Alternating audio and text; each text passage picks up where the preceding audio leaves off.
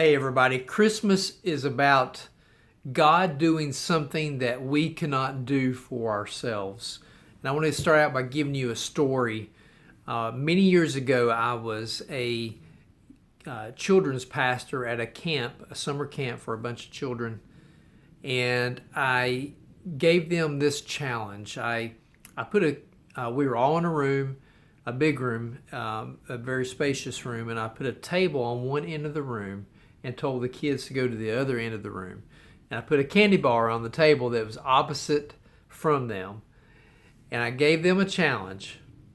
I said, if any of you can get to that candy bar without touching the floor or the tables or the chairs or the walls, you could have that candy bar. Who can figure out how to do that? So there was a wide gap. There was a large space that separated the kids from the candy bar, and they had to get to the candy bar without using anything in the room. Finally, after many minutes, somebody came up with the idea of asking me if I would mind carrying them to the candy bar. And I clapped my hands and I awarded that kid the candy bar because all it took was asking me to help them. So Christmas is about God helping us when we could not obtain the prize on our own. And it's all about being made right with God. That's what this life is about. It's about knowing God and making God known. So the first step in that two-step mission is to know God. We cannot know God by being a good enough person. The Bible says our righteousness is like filthy rags. We cannot do enough good works. We cannot give away enough money. We cannot attend enough church services. We cannot do it on our own.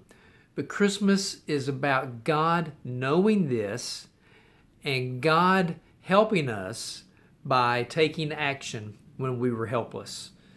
God sent Jesus into this world to be born a baby so that he may live a life, so that he may give that life in order for us to have an opportunity to be made right with God.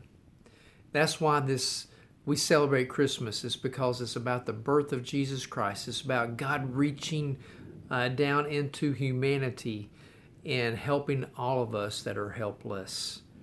Jesus was born of a virgin birth so that he may have a sinless character, a sinless nature, so that when he lived his life and he could display the character of God in a physical person.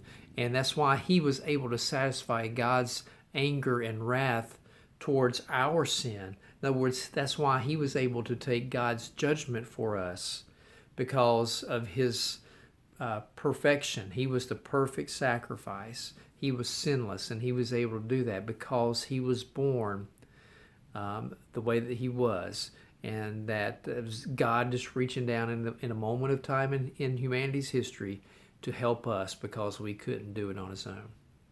I hope that as you celebrate Christmas that you'll reflect on this, that we celebrate God because of what he did for us, that he loves us so much that he sent his son into the world, that whoever would believe in him would have everlasting life. I hope you have a very merry and blessed Christmas.